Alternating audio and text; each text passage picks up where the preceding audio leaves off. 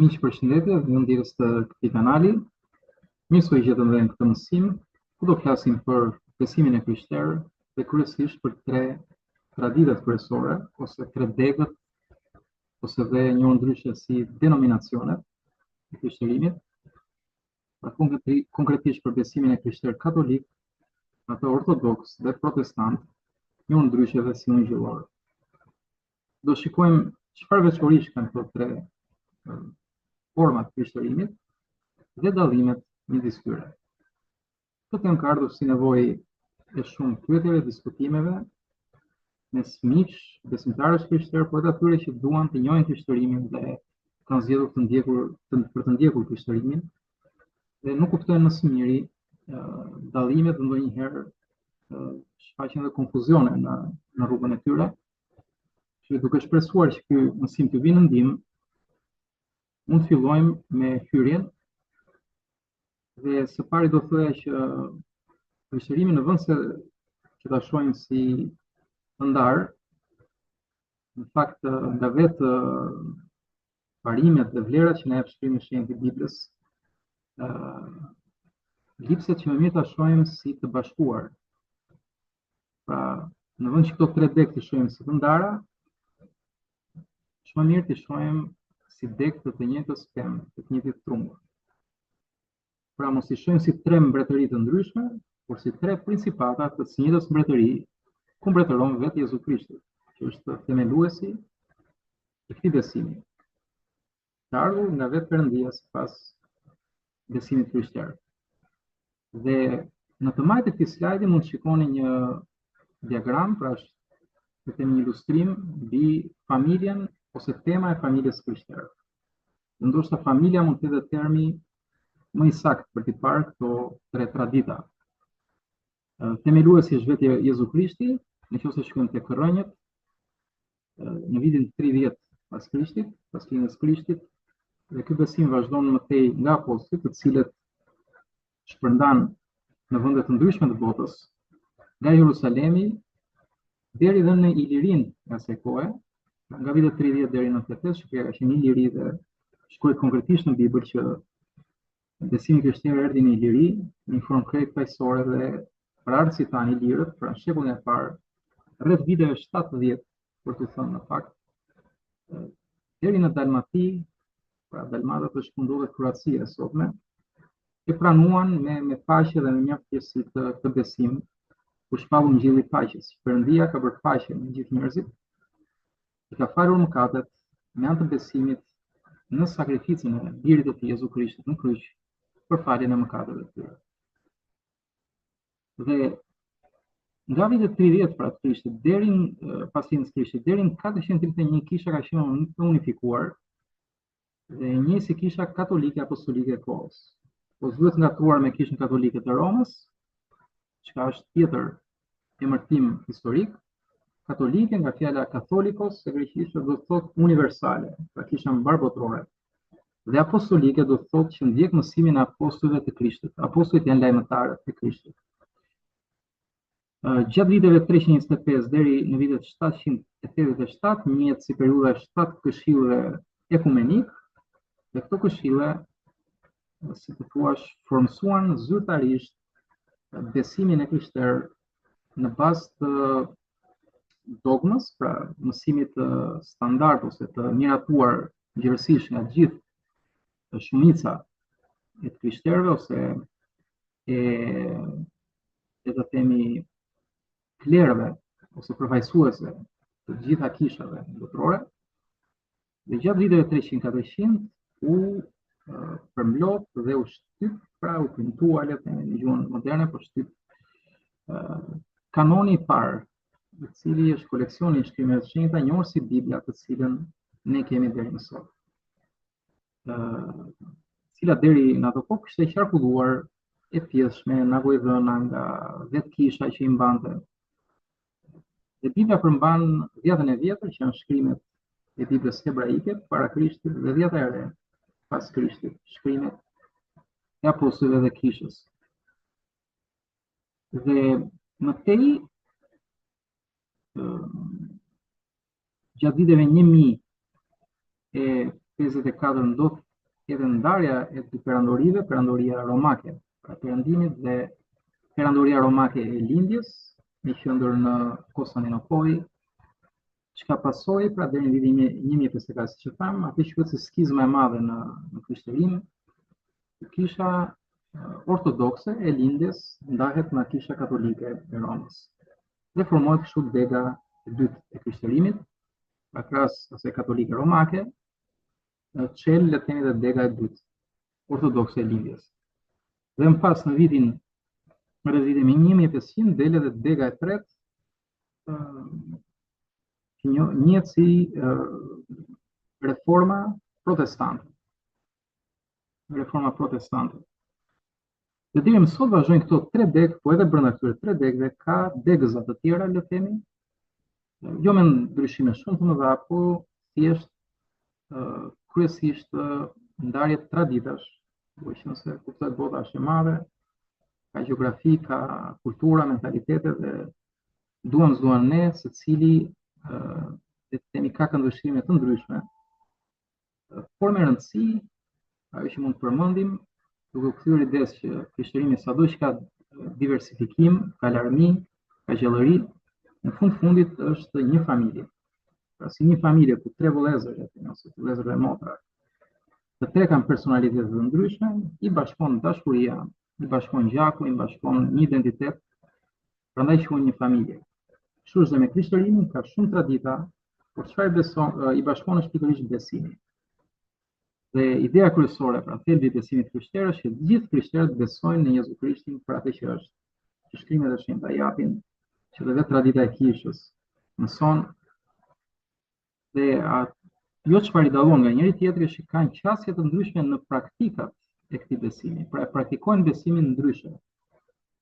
Dhe njohur si praktikat fetare. Gjithashtu tjetër ndryshimi është organizimi i kishës, të cilin do ta shikojmë më së në vazhdim, dhe disa doktrina, pra disa mësime. Doktrina mund të nënkuptojmë që çfarë theksojnë më shumë nga shkrimi. Pra secila nga këto tre degë, më tetë degëzat, ka element të shkrimit, të besimit që i thekson më tepër se të tjerët. Ndërkohë që një traditë tjetër thekson diçka tjetër më shumë se tjetra. Por në përfundim, prap duke mbyllur këtë pjesë të hyrjes aty ku filluam, pra me një pemë, një mbretëri, një familje, vetë shkrimi i shenjtë të Bibël, tek letra Efesianëve, kapitulli 4, nga vargjet 4 deri te vargu 6 na mëson që pavarësisht të gjithë këtyre zhvillimeve të këtij besimi në rrafshin kohor, në fundit të krishterët, ata që besojnë Krishtin, rrethojnë Krishtin, shpallin Krishtin dhe jetojnë për Krishtin, pra jetojnë si krishterë, që ka vendosur të jetojnë si krishterë, janë thirrur për të qenë një trup, një frym, për pasur një Zot, një besim, një pagëzim, një Perëndi dhe atë i të gjithë. Pra jemi të gjithë vëllezër dhe motra dhe bitë të të njëjtit Perëndi sipas shkrimit. Dhe me këto fjalë inkurajuese dhe mjaft domethënëse nga shkrimi i shenjtë, le të kalojmë pikërisht tek dega e parë e krishterimit, që janë pikërisht kisha katolike romake. Kisha katolike romake ose e Romës është në fakt denominacioni me më shumë besimtarë sot në botë, dhe njihen rreth 1.4 miliard besimtarë katolik sot në botë, pra besimtarë të vetë shpallur katolik. Për sa i përket doktrinës, ose të ndryshme mësimeve dhe besimet themelore, pra kryesore, çfarë theksojnë ata më së tepërmi në kishë, mund të përmendim pikë së pari autoritetin, pra si formohet dhe si vepron autoriteti i kësaj kishe. Ata besojnë që Bibla, pra shkrimi i shenjtë, ka të njëjtën peshë me traditën e kishës dhe me magisteriumin. Magisteriumi është autoriteti mësimor i kishës. Pra është një bashkësi njerëzish të zgjedhur si autoritet shpirtëror dhe mësimdhënës, të cilët, si të thuash, janë përgjegjës për interpretimin e saktë sipas tyre të shkrimeve të Biblës dhe për ruajtjen e traditave të kishës. Pra, autoriteti katolik do të thotë që shkrimi i shenjtë, pra Bibla, kanoni i formuar gjatë viteve 400 që kanë lidhur me shkrimet e shenjta, mësimet e dhjetës së vjetë hebraike që Perëndia ka dhënë përmes profetëve dhe mësimet të Jezu Krishtit dhe apostujve janë në të njëjtin nivel me traditën që Kisha Katolike mëson dhe autoriteti mësimor të Kishës Katolike, katekizmi katolik. Kisha Katolike ka një, le të themi, një kryetar ose një krye qendror, i cili njihet si Papa, Papa i Romës. Papa nga forma latine do të thotë ati shpirtëror i Kishës. Dhe katolikët besojnë në traditën e tyre që ai është, le të themi, suksesor ose pasardhës i Shën Pjetrit, pra i apostullit Pjetër, i cili sipas katolikëve besohet që të jetë dhe Papa i parë i Romës, madje pretendojnë që në Romë gjendet dhe varri i Pjetrit. Ka spekulime për të pjesë, po katolikët janë të bindur te ky besimi i traditës së tyre që Papa i parë është Pjetri dhe vazhdojnë papati i Romës për gjatë rrafshit historik deri tek Papa i sotëm i Romës. Sakramentet në Kishë njihen si, mund të themi, hapat e shenjtërimit ose shtyllat e shenjtërimit, le t'i quajmë hapat e shenjtërimit ose të konfirmimit. Do thotë që nëse një individ ka vendosur që të jetë besimtar i Krishtit katolik, ai inkurajohet që të ndjeki, përveç katekizmit që është mësimi i shkrimeve dhe i traditës katolike, të ndjeki edhe 7 sakramentet, hapat e shenjtërimit në këtë bashkësi fetare. Dhe sakramenti i parë është pagëzimi, pra besimtari i Krishtit katolik duhet patjetër të jetë pagëzuar me ujë. Ata praktikojnë si zhytjen në ujë, si dhe spërkatjen në ujë. Konfirmimi i Kishës që i bëhet besimtarit, Eukaristia, për të marrë pjesë në marrjen e darkës së Zotit, ose fungimit, ose fungatës, ose bukës së verës, pendimi nga mëkatet dhe zgjidhja për të jetuar në shenjtëri, vajosja që bëhet me vaj, një ritual tjetër që përbën një prej sakramenteve, urimi që jepet pikërisht besimtarit dhe martesa, përbën gjithashtu një sakrament. Dhe të 7 këto sakramente, nga vetë fjala sakrament, që do të thotë sakra nga latinishtja e shenjtë, shihen si rituale të shenjtërimit, pra janë të shenjta. Për sa u përket njërit prej sakramenteve, Eukaristia, ose të ndryshe fungimi ose buka dhe vera, katolikët besojnë që gjatë Eukaristisë, e cila është në fakt dhe pjesa ceremoniale kryesore e shërbesës së Kishës Katolike, njohur si liturgjia, dhe ka emrin pikërisht mesha, ata besojnë që aty ndodh transsubstancimi, nga fjala transsubstancë, pra ndryshimi i substancës. Dhe sipas tyre buka dhe vera, sipas mësimit të traditës katolike, bëhen realisht trupi dhe gjaku i vërtetë i Jezu Krishtit. Ndaj dhe çdo besimtar është inkurajuar që të marrë pjesë në mesh sa më shpesh që mundet, mundësisht mos të humbasë asnjë mesh, sepse për ta është shumë e rëndësishme, do të themi, kjo pjesë e liturgjisë. Për sa i përket shenjtorëve dhe Marias, katolikët japin një fokus shumë të lartë figurës së Marias, jo vetëm si virgjëresh e përhershme, por madje në Vrazhën në Digjera ata mësojnë që Maria është pa mëkatin origjinal që kanë trashëguar të gjithë njerëzit prej Adamit dhe Evës. Dhe kjo njihet si dogma e papërlyerjes sipas tyre.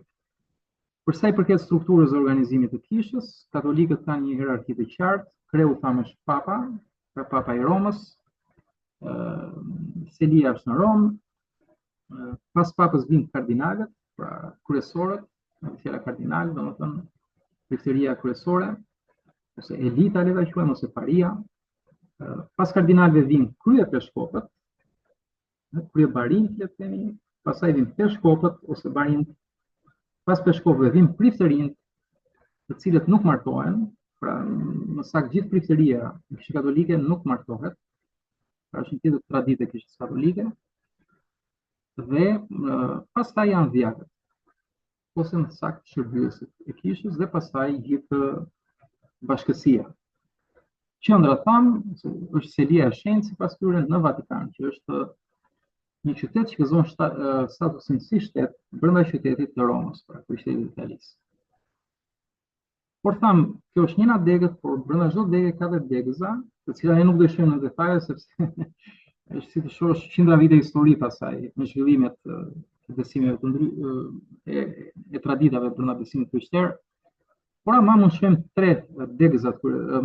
degëzat kryesore, është kisha latine, njohur si riti latin, ose kisha katolike latine ose romake, e cila është dega më e madhe dhe më e njohur e katolicizmit. Dhe pasojë më pas nga kishat katolike lindore, të cilat janë të organizuara sipas traditës së tyre liturgjike, ose të ndryshe riteve të tyre.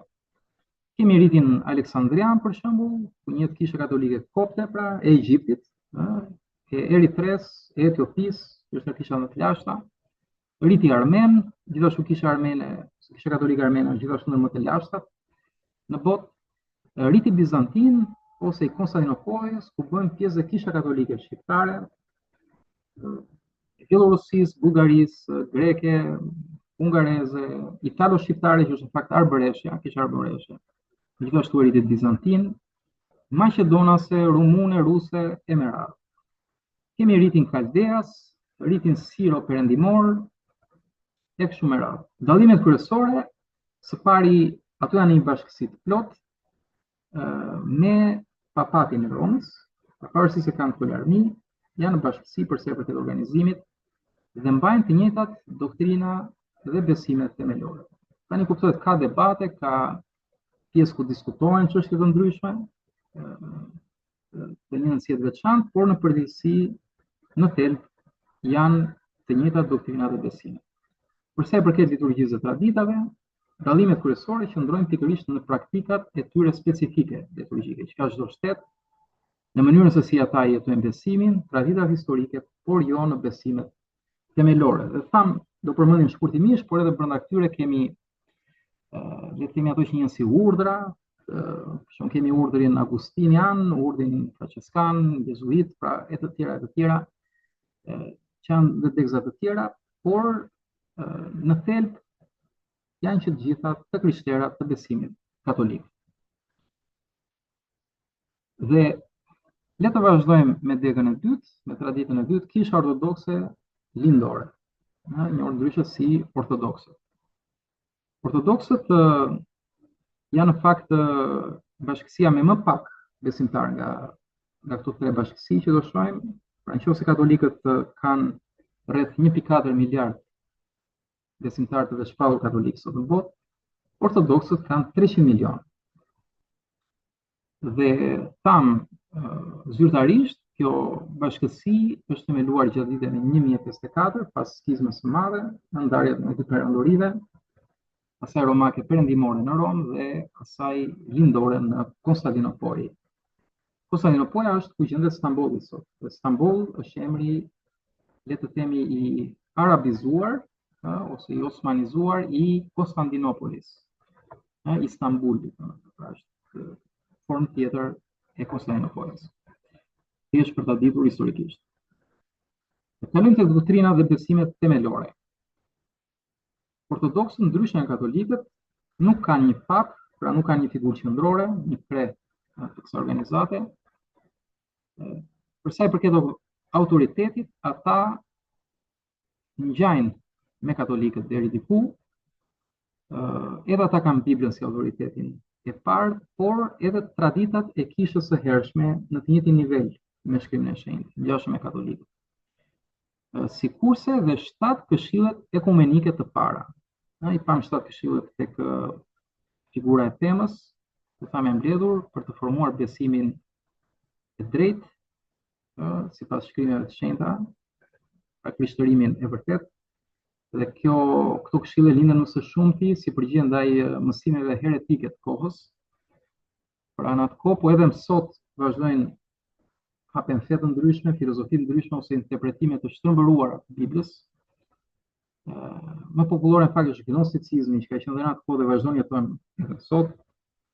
Gnosticizmi, nga fjala gnosis, që do thotë njohuria, si njohuria e ndriçuar, njohuria e rrallë, njohuria sekrete, pra njerëz të cilët pretendojnë se kanë interpretimin e saktë të Biblës ose të Krishterimit, dhe shpikin ose deformojnë ose shtojnë ose heqin nga Bibla dhe japin interpretime të ndryshme që ngjajnë më tepër me një filozofi universaliste, metafizike.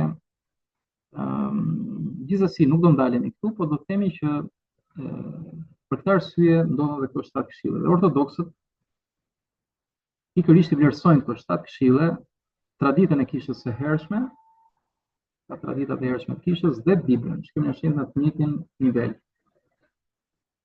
Kreu i kishës ata nuk kanë një kryetar njerëzor, nuk kanë asnjë autoritet vetëm njerëzor, ata thonë që Krishti, paktën mas i gjerë thonë Krishti është kryebariu i kishës, por ka një organizim sipas vendeve, sipas shteteve, të njohur si organizim autoqefal. Ne në Shqipëri kemi kisha autoqefale shqiptare, kisha ortodokse autoqefale shqiptare. Do thotë që autoqefale i ndarë më veç. Për sa i përket sakramenteve, për hapave të shenjtërimit, ata nuk i quajnë 7 sakramente, por i quajnë 7 mistere, misteret e kishës. Dhe ngjashëm me katolikët, besimtarët ortodoks janë të inkurajuar nga krerët e tyre që të marrin pjesë në misteret e kishës. Për sa i përket eukaristisë, që për ortodoksët është fungata, ose fungata e shenjtë, fungimi, ose darka e Zotit, marrja e bukës dhe verës, ata ngjashëm me katolikët pranojnë që ndodh një ndryshim në bukën dhe verën, një ndryshim shpirtëror, një ndryshim binatyror. Por ata nuk i quajnë transsubstancim, pra ndryshim substancash. Pra nuk e interpretojnë që trupi dhe gjaku i Krishtit bëhet vërtet, merr formë të vërtet në bukën dhe verën, por edhe këtë e quajnë në mas të gjerë si mister i Perëndisë. Pra ndodh një ndryshim misterioz sipas tyre gjatë kohës së fungatës. Pra nuk e shpjegojnë si ndodh, por thjesht e pranojnë që ndodh. Për sa i përket shenjtorëve dhe Maria, gjithashtu tek ortodoksët Maria është gjithashtu e lartësuar, pra po thuaj si nëna e kishës ose nëna e krishterëve. Por në mas të gjerë, të paktën më sa më jam unë ndjeni dhe të kërkoj ndjes nëse bëjnë një gabim, ndaj ju lutem të më shkruani. Pra mirëpritjen kritikat gjithmonë nga Zotit. Pra në mas të gjerë, më sa jam unë ndjeni, këtu po vënë dorën zjarr, është që ortodoksët nuk pranojnë që Maria është pa mëkatin origjinal. Pra mësojnë për shenjtërinë e saj dhe virgjërinë e saj të përhershme, por jo pa mëkatin origjinal, pra mëkatin sërjeshor të trashëguar që nga Adami dhe Eva. Për sa i përket strukturës së organizimit të kishës, pra zyra qendrore le të themi ose selia qendrore e kësaj bashkësie, pra ortodokse është Patriarkana Ekumenike Konstantinopolës. Pra në Stamboll, Patriarkana e Stambollit, por ajo gëzon statusin si primus inter pares, do thotë i pari midis të barabartëve. Pra primus inter pares në term latin, i pari midis barabartëve. Pra jo se gëzon një privilegj veçantë, po thjesht ka një rol deri diku simbolik në aspektin zyrtar. Për sa i përket hierarkisë, thamë që e përsëris nuk ka një kryetar të bashkësisë, siç është Papa i Romës, por kanë patriarkë. Patriarkët ose si mund të themi baballarët ose s'po gjejmë term në shqip, por na emri patria që do të thotë etëri, pra etërit e kishës në një farë mënyrë. Ata që janë kryesorët dhe të cilët pasojnë nga kryepiskopët, pra kryebarinë, pastaj mitropolitët, nga fjala metropolis, që do thonë në çdo qytet ka një mitropolit të saj, peshkopët pastaj, më falni këtu kam bërë një gabim, peshkopët dhe pastaj kalojnë priftërinjtë dhe dhjakët. Ndryshe nga kishat katolike, ku priftërinjtë nuk duhet martohen sipas traditës katolike, në traditën ortodokse priftërinjtë mund të martohen, por para veshjes së tyre si prift. Pra nëse martohen kur nuk janë veshur si prift, ose njohur ndryshe para akti i shugurimit sipas tyre. Pra nëse nuk janë të martuar dhe bëjnë prift, ata pastaj nuk gëzojnë më të drejtën për të martuar. më. Kishat tam janë autoqefale, që do të thotë janë të pavarura sipas vendesh, për shembull kisha ruse është kisha autoqefale ruse, kisha greke, rumune, serbe, shqiptare të tjera kanë një status pra të pavarur. Për sa i përket denominacioneve ortodokse, kryesisht kemi ato lindore dhe orientale.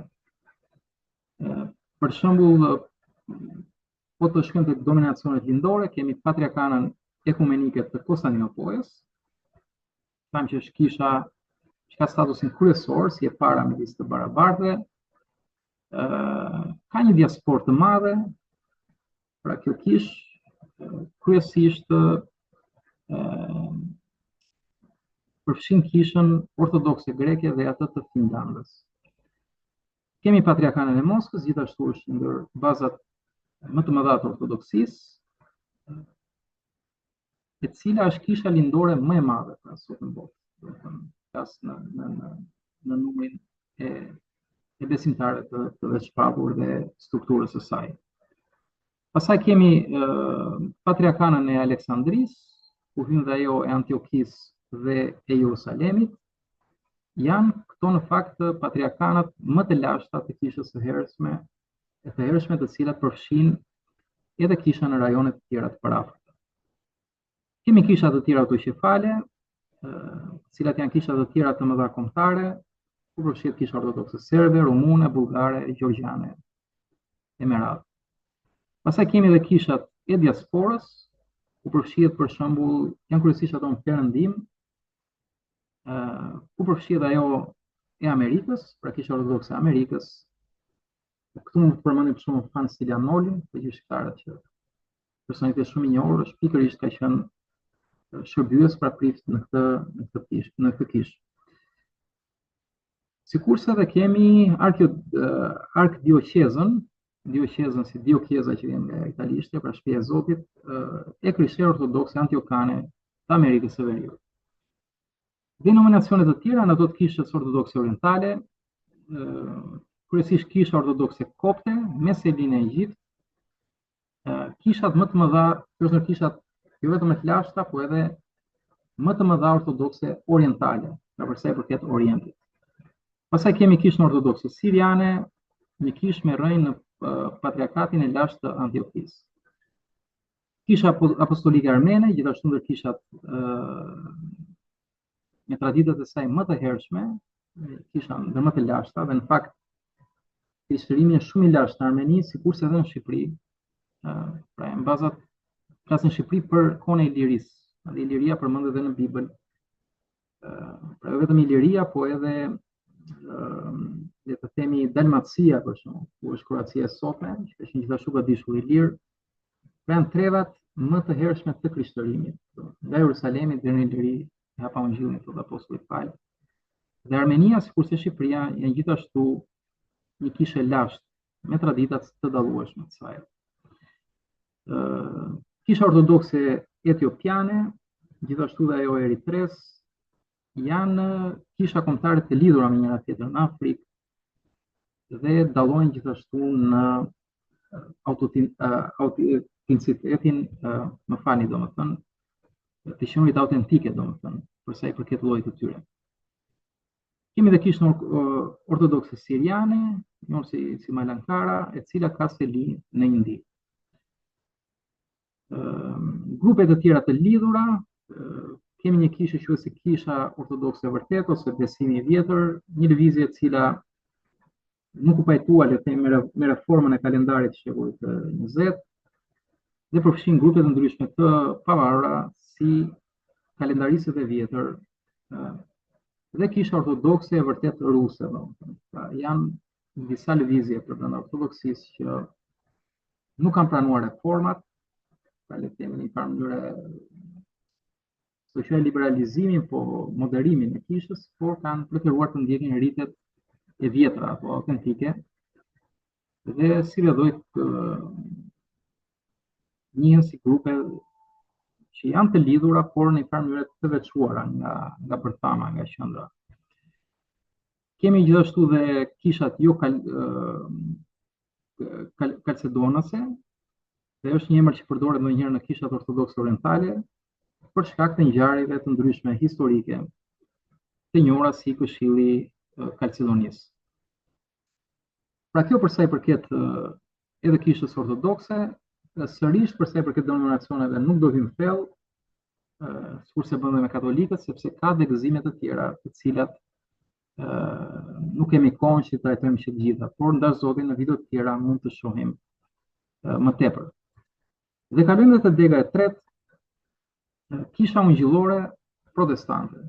Pra njohur edhe si protestante, edhe si ungjillore, ndonjëherë dhe ungjillore protestante, ungjillore nga ungjilli, që do thotë lajmi i mirë, pra lajmi i shpëtimit përmes Jezu Krishtit, dhe protestante ka marrë emrin në saj të historisë, kur rreth viteve 1500 ndodh një reformë e madhe brenda kishës katolike, por që më pas vetë kisha katolike shpall pra si protestante, pra si protestues, do të thonë kundra kishës, por që qëllimi nuk ishte për të dalë kundra kishës katolike, por për të reformuar disa praktika që sipas protestantëve katolikët i bënin ndryshe nga çfarë mësonte Bibla. Pra ishin tradita të shtuara shkrimit të shenjtë dhe krishterimit sipas tyre. Dhe në atë kohë doli një prift katolik, njohur Martin Luteri, në Gjermani, dhe nxori disa teza të ngulura me gosh në derën e katedrales kryesore në vendin e tij.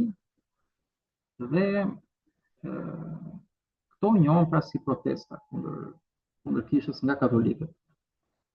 Dhe si rrjedhoi, protestantët dolën më veç me tezat e tyre dhe me interpretimin e tyre të Biblës.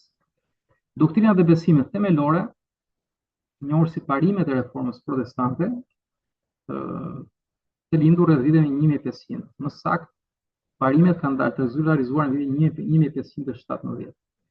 Pra qëllimi i tyre ishte që të dilnin në krishtërimin e vërtet sipas tyre, që është krishtërimi biblik.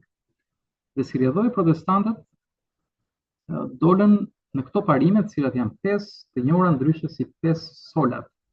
Sola në latinisht do thotë vetëm, pra sola do thotë vetëm. Dhe parimi i parë është sola scriptura, që do thotë vetëm shkrimi. Të krishterë protestant njohin si autoritet kryesor shkrimin. Pra çfarë mëson Bibla dhe jo më tepër, që do thotë kur Bibla është një flet, të gjithë duhet të theshtim dhe çfarë është shkruar dhe jo më shumë. Pra as mos t'i shtosh Biblës dhe as mos t'i heqësh Biblës. Parimi i dytë është sola fide, që do thotë vetëm me besim ose vetëm besimi. Parimi i tretë është sola gratia, që përkthehet vetëm me hir, hiri i Perëndisë, pra që do thotë mëshira dhe dashuria e pamerituar e Perëndisë për ne njerëzit. Parimi i katërt, solus Christus, vetëm Krishti, dhe parimi i pestë, soli Deo Gloria, vetëm Perëndisë lavdia. Dhe 5 solat, këto 5 parime janë edhe shtylla e doktrinës dhe besimit themelor të krishterë protestant ose ungjillor. Dhe këtu ata e shohin thelbin e besimit krishterë dhe si rrjedhoi edhe rrugën e shpëtimit. Pra ata, ndryshe nga katolikët dhe ortodoksët, nuk e shikojnë të nevojshme që të ketë një ekskluzivizëm të asnjë kishe, të asnjë institucioni. Sipas tyre, Zoti nuk kufizohet dot në institucione, në ndërtesa, por Zoti është kudo, është afër të gjithëve, dëshiron që të gjithë të shpëtohen dhe vinë në pendes, dhe sipas tyre shpengimi pra i njeriu nga mëkatet dhe shpëtimi i njeriu për jetën e përjetshme ndodh në bazë kryesisht asaj çfarë mësojnë Bibla dhe sipas tyre në bazë të këtyre 5 parimeve, që do thotë së pari të besosh vetëm shkrimin e Biblës si fjala e Perëndisë dhe jo fjalë të tjera që dalin jashtë Biblës. Së dyti, shpëtohesh vetëm me anë të besimit tek fjala e Perëndisë, tek ungjilli i Perëndisë, pra lajmi i mirë për shpëtimin. Dhe shpëtohesh vetëm me anë të hirit të Perëndisë, ku beson dashurinë dhe mëshirën e tij pa merituar. Dhe shpëtohesh vetëm me anë të Krishtit, si e vetmja rrugë, e vetmja jetë dhe e vetmja e vërtetë që na çon tek Perëndia. Dhe gjithë kjo përmbyllet me solën e 5, soli diellor bëhet vetëm për lavdinë e Perëndisë. Pra njeriu nuk ka asnjë pjesë në këtë lavdi, njeriu është mëkatar i privuar nga lavdia e Perëndisë, por vetëm lavdia e Perëndisë sjell Jezu Krishtin për shpëtimin e njeriu. Këtë Perëndia e bën nga dashuria dhe mëshira që ka, sura e 3, dhe njeriu kur beson këtë Perëndi të lavdishëm, kur beson që ai ka dhënë Krishtin fal hirit të tij, dashurisë dhe mëshirës për ne, kur ai beson këtë gjë, ai shpëtohet. Dhe kjo është e vërteta sipas shkrimit, pra sura Skriptura dhe vet Ungjilli i Perëndisë. Pra këtë besojnë të krishterët protestantë dhe si rrjedhoi autoriteti i kishës tek të krishterët protestantë nuk është asnjë njeri, por është vetëm Perëndia, dhe Perëndia ka folur sipas tyre dhe ka folur në shkrimin e shenjtë, pra në Bibël. Dhe si rrjedhoi autoriteti zyrtar është vetëm fjala e Zotit, vetëm Bibla. Pra çfarë mëson Bibla, pra sola Scriptura. Për sa i përket sakramenteve, ata ndryshe nga katolikët dhe ortodoksët nuk kanë 7 sakramente, pra 7 prapa shenjtërimi, por kanë vetëm 2 të cilat i ka urdhëruar ose porositur vetë Jezu Krishti në shkrim, pra në Bibël. Dhe ato janë konkretisht pagëzimi, marrë nga Ungjilli sipas Mateut, ku Jezusi thotë shkoni në gjithë botën dhe bëni dishepuj, duke i pagëzuar në emër të Atit, të Birit dhe të Frymës së Shenjtë, dhe duke mësuar të gjitha ato që unë ju kam urdhëruar. Pra pagëzimi është urdhërimi i parë i Thëna Krishtit dhe i dyti, pra sakramenti i dytë është vakti i Zotit, ose komunioni, sikur si thon ata, që është buka dhe vera, që është prapë një urdhëresë e Jezu Krishtit para kryqëzimit, kur ai natën e Pashkës mori bukën dhe pasi e theu ia dha dishepujve, ishin në kryqëzim të 12 dishepujt, dhe i tha merrni hani sepse ky është trupi im i dhënë për shpengimin e të gjithëve.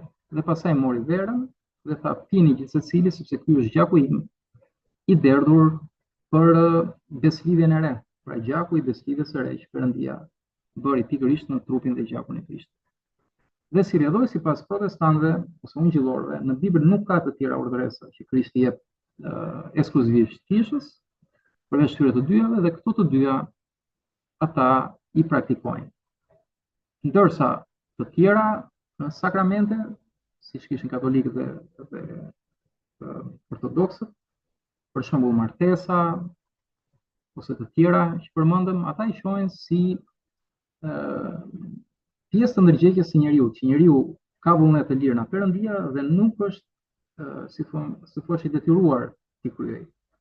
Pra varet thjesht nga thirrja e vet njeriu në ndërgjegjen e tij para Zotit, ti bëj ose mos ti bëj. Pra të ndryshë njeri vetë vendos nëse do të martohet apo s'do të martohet.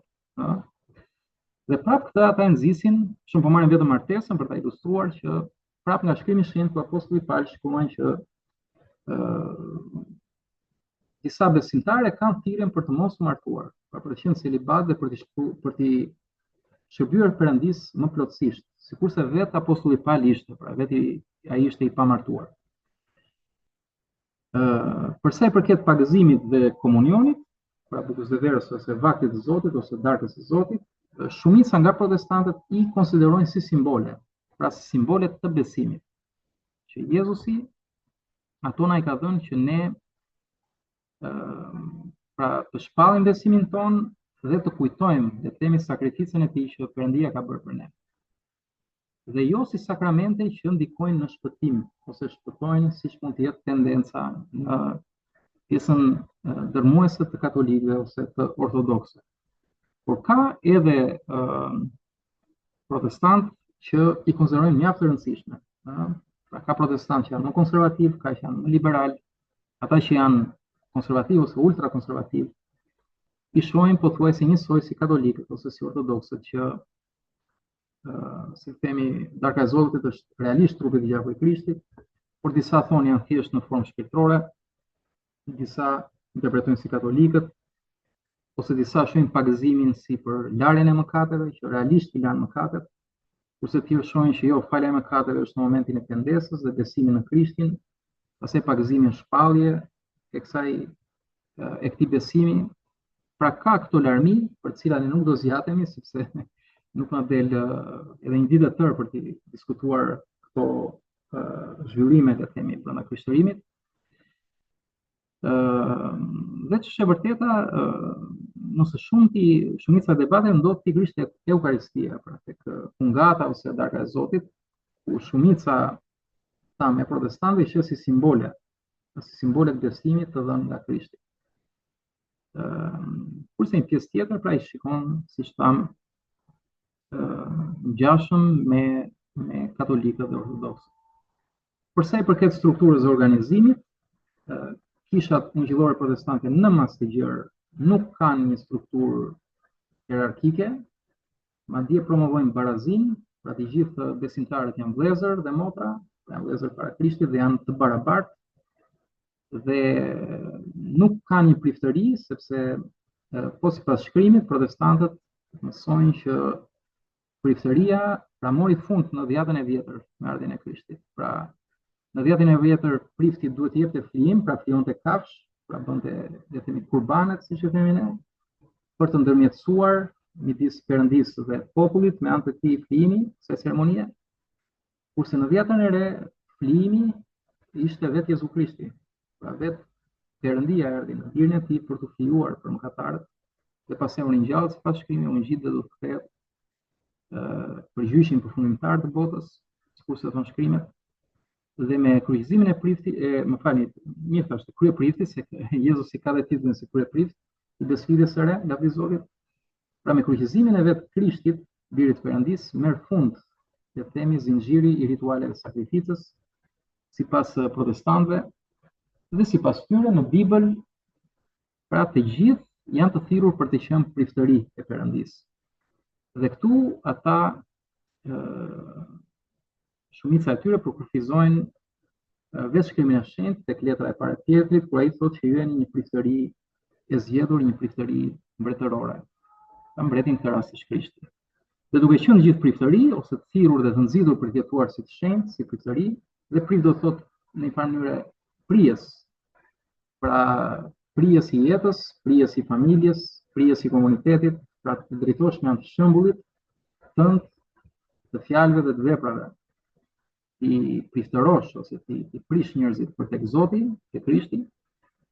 Pra protestantët ecin me parimin që të gjithë janë të barabartë. Pra kanë barazi dhe si rrjedhoi ata promovojnë në farë mënyrë dhe lirinë e çdo besimtari që ai ka në Krishtin.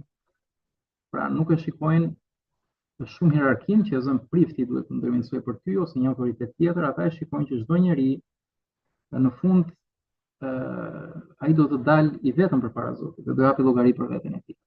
Pra nuk mund të jetë tjetri përgjegjës për tjetrin, secili është përgjegjës vetë për jetën e tij. Por janë të nxitur gjithashtu të inkurajojnë njëri tjetrin, të përkrajnë njëri tjetrin, të ndihmojnë njëri tjetrin dhe të ndajnë dhuntit e frymës së shenjtë që kanë marrë nga Perëndia për ndërtimin e njëri tjetrit, të ndryshe të kishës. Dhe kisha sipas besimit ungjillor protestant janë vetë njerëzit. Në fjala eklesia, ku vjen dhe kisha, do thotë të thirrurit. Pra ata nuk e shohin kishën si një vend gjeografik ose si një godinë, por e shohin si një bashkësi të thirrurish për të qenë të krishterë. Dhe kur mblidhen bashkë, adhurojnë në grup, përlëvdojnë Perëndinë dhe ndërtojnë njëri tjetrin shpirtërisht. Për sa i përket strukturës organizative, prap nuk ka një strukturë të mirëfillt, por një strukturë formale. Pra krerët mund të themi janë barinjt ose pastorët, pra kisha ka një ose disa pastorë në varësi të madhësisë së bashkësisë. Kisha ka gjithashtu plakun e kishës ose pleqët e kishës, njohur si pleqësia. Pra këta janë, le të themi, besimtarë që kanë dhunti frymore të veçanta, kryesisht të urtësisë ose të këshillimit, ose që kanë shumë vite në besim dhe kanë një pikuri të lartë shpirtërore. Janë gjithashtu dhe dhjatët, të ndryshe si shërbyesit në kishë, por ka edhe kisha të tjera që janë më institucionale, që kanë edhe të shkop, si për barinjve ose pastorëve. Për sa i përket denominacioneve, këtu kemi të radhitura disa tradita kryesore protestante, ndër më të hershmet është ajo anglikane, pra kisha protestante anglisë, sikurse dhe kisha episkopale në Shtetet e Bashkuara, këto kanë rënë në reformimin anglez. Vetë kisha anglikane ka si fillim historik të saj shkëputjen e kishës angleze nga kisha katolike me urdhër të mbretit Henry të Anglisë në atë kohë. Kemi gjithashtu traditën baptiste. Baptiste, në fjala baptizo, që do thotë pagëzuesit, është ndër besimet më të mëdha protestante në botë, i karakterizuar nga teksti i tij në pagëzimin e besimtarëve.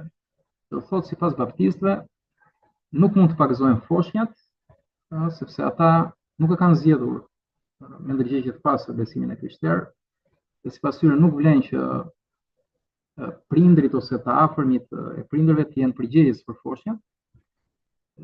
Ata mendojnë që pagëzimi është, sipas interpretimit të tyre të Biblës, është vetëm për besimtarët. Pra ata që kanë zgjedhur që të jenë krishterë, ata duhet të pagëzohen. Për pagëzim me besim. Sikurse kanë theksuar dhe autonominë e bashkësive lokale, që çdo kishë, mund të kesh disa kisha baptiste në një vend, secila ka pavarësi nga njëra tjetra dhe vendos vetë. Pra ka një lloj qeverisje si familje. Baptistët në fakt janë më të shumtit, njohur ndryshe dhe si ungjillor, shumica e ungjillorëve në fakt kanë doktrinën baptiste. Ndosë edhe nuk e shprehin, mund thonë ungjillor, por në fakt në doktrinë janë baptistë, nëse ata pagëzojnë territorit dhe jo foshnjat, automatikisht janë baptistë. Për sa i përket kalvinistëve ose të reformuarve, kalvinist nga emri Jan Calvin ose Jean Calvin, përfshim besime si presbiterianët ose reformuesit, duke gjurmuar mësimet e tyre pikërisht në Jean Calvin dhe të tjerëve që kanë luajtur rol në reformim. Një ndër doktrinat më të theksuara në kalvinizëm ose të reformuarit është pikërisht paracaktimi, pra sovraniteti i Perëndisë, që thotë Perëndia ka gjithçka në dorë, ai vendos gjithçka dhe njeriu është komplet i deprivuar nga e drejta e tij për të zgjedhur.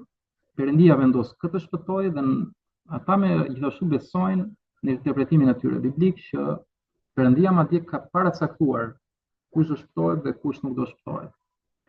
Ndryshe nga baptistët për shembull ose të tjerë që do shohim, të cilët i mësojnë më së tepërmi idesë së vullnetit të lirë, që do thotë Perëndia është sovran, kjo është e vërtet, por edhe njeriu ka vullnetin e lirë për të zgjedhur ose jo. Prandaj edhe këtu denominacione, prandaj po ndalem që t'i kuptojmë. Pastaj kemi traditën luterane, ndër më të hershme, thamë që Martin Luther i nisi reformën rreth vitit 1500, dhe ku mori dhe hovë dhe lëvizja protestante, pastaj vazhdoi më tepër për Jean Calvin, po para dhe Lutherit ka pasur të tjerë, ka qenë dhe Jean Hus e të tjerë me radhë, po s'do i futemi historisë. Pra origjina e luteranëve është pikërisht nga mësimet e Martin Lutherit, pra një nga figurat kryesore si shtanë të reformimit protestant. Kemi pastaj metodistët, të themeluar në shekullin 18 nga John Wesley, fillimisht lindi si një lëvizje brenda kishës anglikane, pra që ka në fillim kisha anglisë. Ta japin më tepër theks, pra metodistët, përjetimit personal me Perëndinë dhe udhëheqjes së frymës së shenjtë në jetë në shenjtërim deri në përsosje. Pra metodistët besojnë që po të jetosh në frymën e shenjtë, dhe të drejtohesh në frymën e shenjtë, që është personi i tretë i Trinjës së Shenjtë, pra ati biri frymën e shenjtë, ti shkon deri në përsosje dhe shenjtërohesh tërësisht. Kurse luteranët për shkak kanë një qasje më të ngjashme midis katolikëve, domethënë, pra kanë një lloj liturgjie në kishën e tyre, janë si një rrugë mesme midis le të themi baptistëve, ose kalvinistëve dhe katolikëve. Njësoj edhe anglikanët, si një via media ose rrugë e ndërmjetme. Pastaj kemi kishat pentakostale dhe karizmatike. Është një traditë më, domethënë, e kohëve të fundit, e cila është shfaqur në fillimet e shekullit 20, duke theksuar në doktrinën e tyre dhuratat shpirtërore, pra dhuntit shpirtërore që Perëndia jep përmes frymës së shenjtë, si për shembull të folurit në gjuhë të huaja. Pra nëse shkon kisha ku ndonjëherë besimtarët flasin në gjuhë të panjohura, kemi të bëjmë me kishë ose pentakostale ose karizmatike, dhe shkruajnë gjithashtu për adhurimin në një mënyrë mjaft emocionale, në krahasim me të tjera tradita protestante.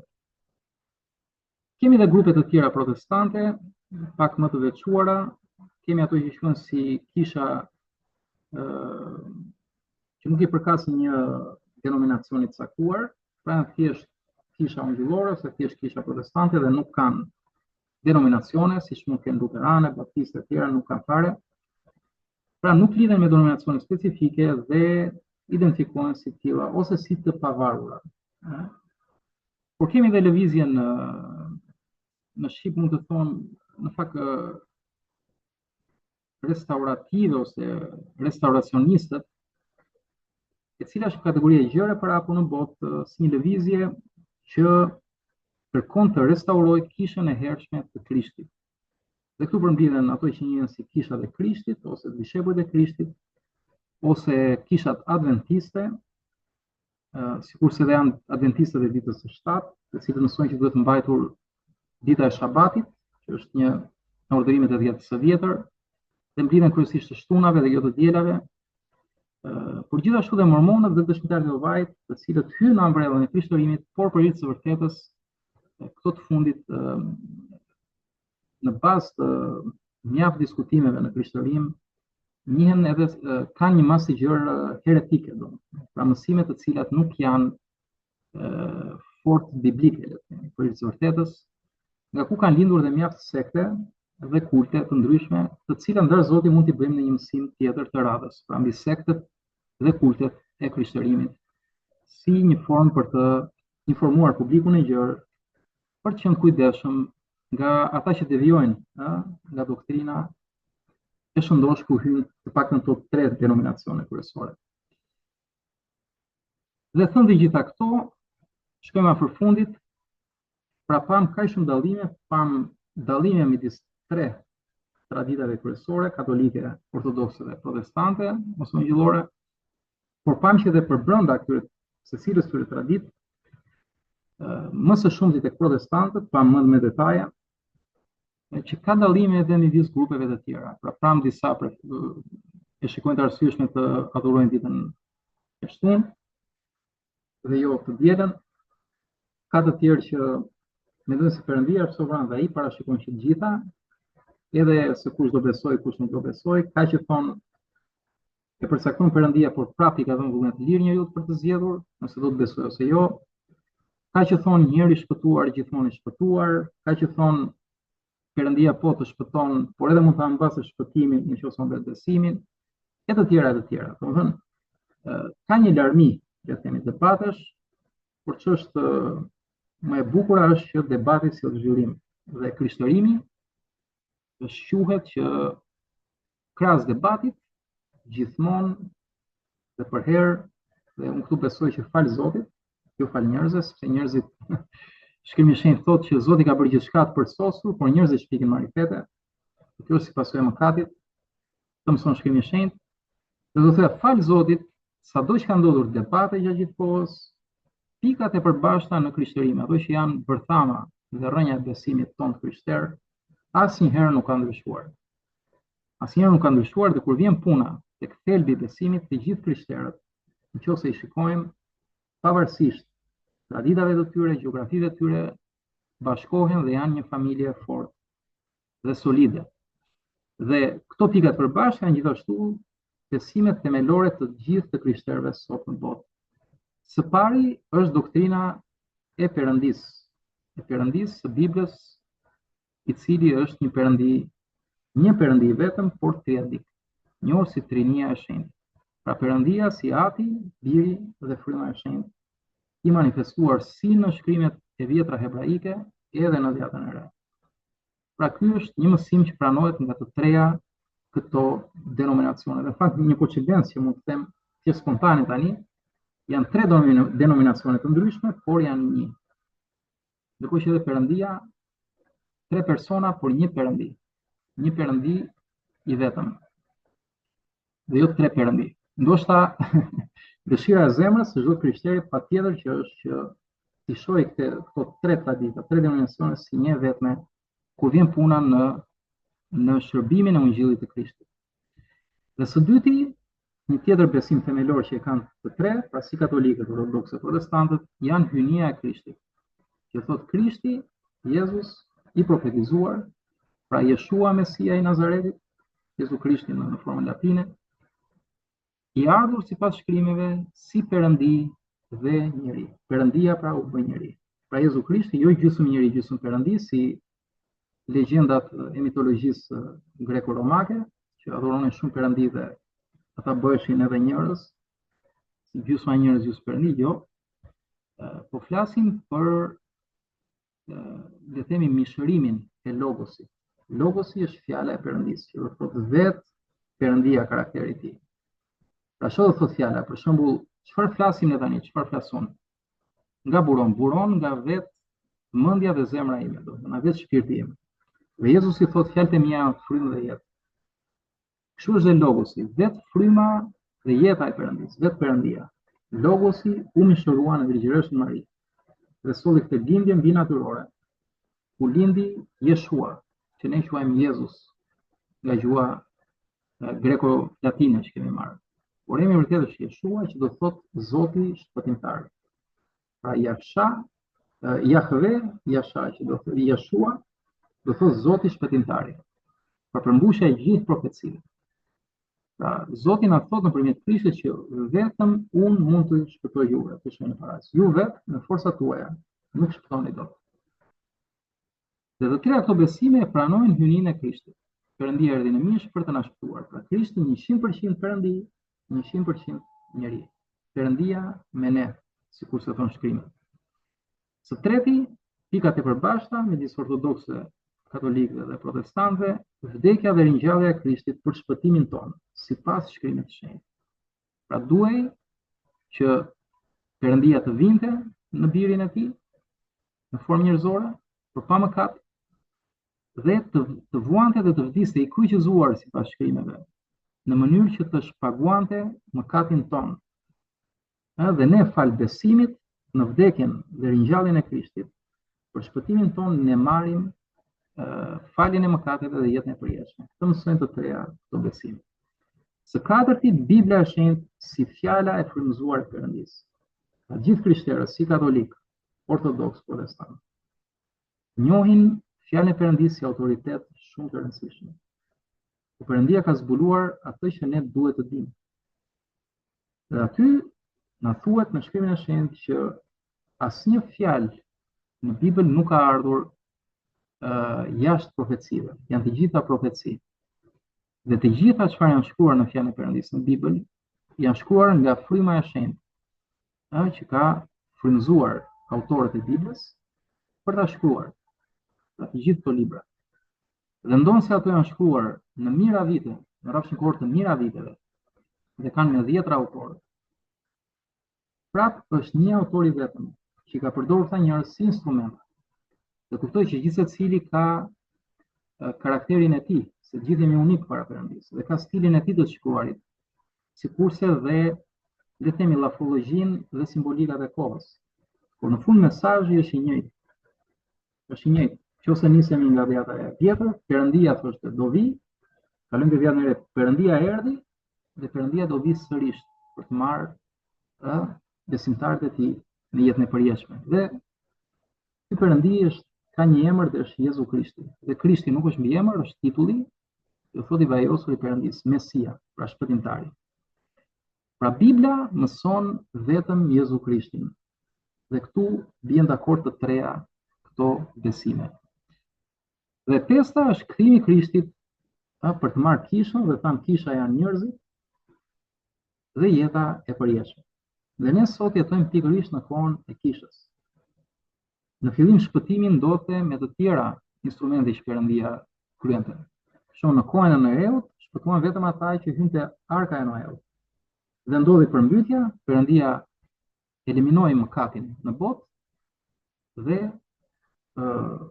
iku përmbytja, doli Noeu dhe familja e tij, bijtë e tij, të cilët u shëmuan dhe populluan tokën. Pra flasim pas Adamit dhe Evës. Pastaj pas Noeut, njerëzit shpëtoheshin me ligjin. Para ligjit të Mojsiut ishte dhe rrethprerja. ne në shqipi themi syneti, kështu që kemi marrë nga gjuha arabe. Rreth prerë abrahamike, si populli i Perëndisë si një shenjë. Pastaj ishte ligji i Mojsiut. Pastaj para këtyre, thamë në kohën e Noait ishte edhe ylberi si shenjë e paqes që Perëndia bëri me njerëzit, tha që toka nuk do përmbytet më në premtimin e Perëndisë. Dhe përmbytja është faktuar dhe nga shkencëtarët, gjithë ato që po flasim janë faktuara, edhe shkencërisht dhe historikisht. Por ama sot, shkrimi i shenjtë na thotë që Perëndia na ka folur gjithmonë nëpërmjet profetëve. Sot thotë na ka folur nëpërmjet birit të tij, Jezu Krishtit, që ka dhënë çdo autoritet dhe pushtet mbi të gjallët dhe të vdekurit. Sepse në kthimin e Krishtit, Bibla mëson që të vdekurit do ringjallen në një formë tjetër, ndërsa ata që jetojnë do rrëmbehen dhe të gjithë do dalin para një gjyqi hyjnor.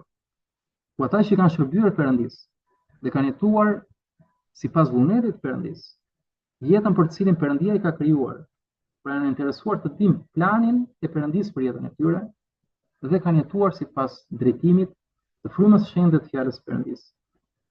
Ata do jenë me Krishtin, ata do jenë me Perëndin në parajs. Kurse të tjerët që nuk kanë dashur ta njohin Perëndin, edhe pse Perëndia ka bërë gjithçka të njohur të shkrimi i shenjtë, ata do jenë në përjetësi pa Perëndi.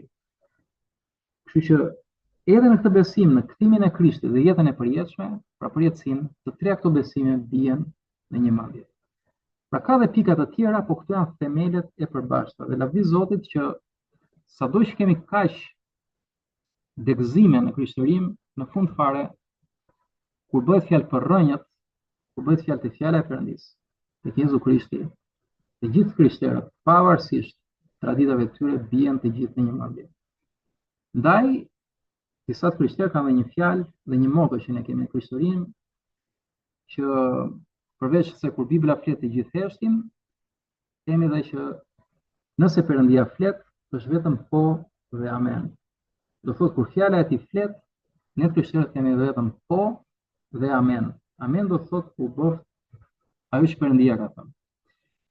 Dhe shkojmë tek fjala e Perëndisë për t'u drejtuar drejt fundit, tek letra e parë e Korintësve 15, vargu 3 dhe 4, na thuhet sepse ua kam dhënë këto gjëra pasi i mora se Krishti vdiq për mëkatet tona, u varros dhe u ringjall. Pra ky është mesazhi i ungjillit i përmbledhur. Dhe kur bëhet fjalë për ungjillin, për lajmin e shpëtimit, profetizuar mijëra vite para Krishtit dhe të përmbushur në Mesian e premtuar në Krishtin, te krishterët vjen që të gjithë dakord. Që Perëndia është shumë e dashur këtë botë, pavarësisht se të gjithë jemi mëkatar, saqë dha birin e tij të vetëm lindurin në mënyrë mbi natyrore nga Virgjëria e Shamarit, profetizuar sipas shkrimeve hebraike, që askush të mos humbas, por gjithë ata që besojnë në birin e Perëndisë të kenë jetën dhe jetën e përjetshme. Dhe këtu të krishterët bien dakord që të gjithë presin Krishtin, rikthimin e tij. Dhe që ta mbyllim duke thënë që duke kthyer prapë te kjo pemë, te kjo familje, pra ka këto ndasi, ka këto degëzime, por pam që ka dhe të përbashkëta dhe një tjetër lajm i kurajues është që pikërisht parimi për dialogun ndër krishtianë. Pra shumë të krishterë, ku edhe personalitete nga Shqipëria në fakt, për hir të së vërtetës, kanë qenë mjaft të angazhuar në këto këshilla ndërkombëtare ndërkristiane, punojnë dhe vazhdojnë të punojnë që për vëllazërinë kristiane. Pra krishterët si të thuash të jenë të bashkuar kur vjen puna tek besimi i tyre, për ruajtjen e besimit. Sepse vetë Zoti Jezus thotë që një familje e përçarë do shkatrohet, do rrëzohet, nuk qëndron dot. Që nëse familja e krishterë përçahet, atëherë ta dimë që gëzoni ligu për të gjë. Ndaj dhe sikurse na mëson Bibla tek 2 Filipianëve 2:3, vetë apostulli i frymëzuar nga Perëndia shkruan që plotësoni gëzimin tim që të keni të njëjtin mendim. Dhe si mund ndodhi kjo? Apostulli, fjala e Zotit vazhdon në tej, na jep diagnozën, duke konsideruar të tjerët më lart se veten. Dhe këtu po ndaj thjesht një këshill nga zemra që nëse dikush tani i përket njërës për këtyre traditave, dhe po e marr si shembull, unë i përkas traditës protestante, aktualisht. Nëse unë i shikoj vëllezërit e mi ortodoks dhe vëllezërit e mi katolik më poshtë se vetja ime, unë nuk kam për ta plotësuar gëzimin që Perëndia kërkon. Por nëse unë i konsideroj ata më lart se vetja ime, atëherë unë kam hedhur hapin vllazëror që të plotësoj gëzimin e Perëndisë. Dhe me këtë këshill unë dua inkurajoj dhe vëllezërit, qoftë protestant ungjillor, qoftë katolik, qoftë ortodoks, ta shohim njëri tjetrin pak më lart se vetja jonë, në mënyrë që të plotësojmë gëzimin e Perëndisë, siç na thotë apostulli. Lavdi Zotit dhe ta mbyllim me disa përfundime. Pra nga gjithë kjo që tham, dalim me përfundimin që ndërsa dallimet ekzistojnë pra dhe nuk mund të jemi tani naiv të themi që nuk ka dallime. Ka dallime, ne i pam. Madje ka dallime edhe për brenda traditave të njëjta. Dhe këto dallime janë pra ekzistojnë dhe janë të rëndësishme. Që janë të rëndësishme. Pra nuk mund t'i thotë një protestant, një katoliku që pse mban ti 7 sakramente, mbaj 2. Nuk vjen dot dakord. E janë sjelltas. Por ama të gjithë të krishterët e vërtet, dhe kush janë krishterët e vërtet? Fjala e Zotit thot, vetë Jezu Krishti thot gruas samaritane, tek Ungjilli sipas Jonit. Adhuruesit e vërtet thot ai që i pëlqejnë Atit tim, janë ata që adhurojnë në frymë dhe në të vërtetë. Pra që kanë frymën e Perëndisë, që kanë paqen mbi gjitha, janë ambasador të paqes, të gëzimit, të dashurisë, të vetëpërmbajtjes, të mirësisë, të shpirtësisë. Pra kanë frytet e frymës së shenjtë e para punës.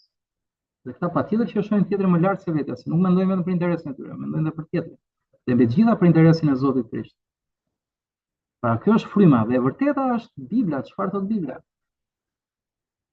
Pra të krishterët e vërtet që ndodhen në të treja këto deg lavdi Zotit, ndajnë mbi të gjitha besimin e vërtet në Jezu Krishtin si shpëtimtar dhe Zot. Dhe kjo unë do thoya që mjafton. Nëse dikush shpall Krishtin për atë që është, Zoti dhe shpëtimtari i botës, sipas gjithë shkrimeve të shenjtë, atëre se duhet të na ndajnë dogmat, detajet, traditat e të tjera. Le të na bashkojë Krishti në këtë pikë, lavdi Zotit. Dhe përfundimi tjetër është që në këtë frymë dhe në të vërtetë që Zoti na thërret, që të jemi, diskutimet duhet të jenë të karakterizuara nga dashuria. Apostulli Paul thotë, nëse s'kam dashuri, s'jam asgjë. Është kot njohuria ime, besimi im, që gjitha janë kot, nëse unë nuk kam dashuri të tjetër. Pra nëse nuk kam për vllajin, është kot, jam asgjë thot pa dashuri. Dhe që Krishti na thërret kemi dashuri dhe për armikun. Ndaj, diskutimet midis njëri tjetrit, dhe këtu flas për vëllezërit e mi që dëgjojnë. Sepse ka midis këtyre të tre denominacioneve ka ato kërkimet. Jo këta ashtu, jo këta kështu. Shohim mashkullat të syrit tjetrit dhe jo të traunë të syrit jonë. Po të kemi dashuri, do shikojmë njërë veten. Dhe po patëm dashuri, do fillim të kemi dhe respekt për tjetrin, respekt edhe për traditën e tij, por edhe një dëshirë të përbashkët për të ndjekur të vërtetën e fjalës së Perëndisë. Hekurin për hekurin. Po duhet bërë me dashuri, pra e vërteta me dashuri. Dhe të kthehemi te libri i parë të Zanafilla dhe te patriarku i besimit ton, profeti Abraham, nga kur rrjedh populli i Izraelit, populli i zgjedhur, dhe nga Izraeli do lindte Mesia. Pra Mesia do dalë nga kombi i Jakobit, nga Izraeli, sipas shkrimit, dhe doli Mesia, Jezusi, lavdi Zotit. Dhe Abrahami i tha Lotit, shkruhet tek Zanafilla 13:8, të lutem mos lejo që të ketë grindje midis meje dhe teje, sepse ne jemi vëllezër. Që vëllezër të dashur në Krishtin, nëse keni pranuar Zotin Jezu Krisht si shpëtimtar dhe Zot, dhe nëse keni vendosur të jetoni si të krishterë, pra të keni në zemrën tuaj vetëm Krishtin, dhe Krishti të kontrollojë jetën tuaj, ju jeni vëllezërit e mi dhe motrat e mia. Ndaj, unë po ju them, ju lutem, mos lejoni që të ketë grindje mes nesh, sepse ne të gjithë jemi vëllezër. Dhe këtu po e mbyll. Fjala e Perëndisë flet më mirë nga të gjithë ne lavdi Zotit. Uroj që ky mësim të ketë inkurajuar informuar për ata që pak njohin mbi Krishterimin, dhe ju vëllezër dhe motra, ju ketë bekuar ky mësim, dhe nëse kjo ka ndodhur, lavdi Zotit dhe vetëm Perëndis i qoftë lavdia. Bekimet e Perëndis kudo, të gjithë juve, nëse keni diçka më shkruani, dhe paqe në shtëpitë tuaja, në jetën tuaja dhe kudo. Amin.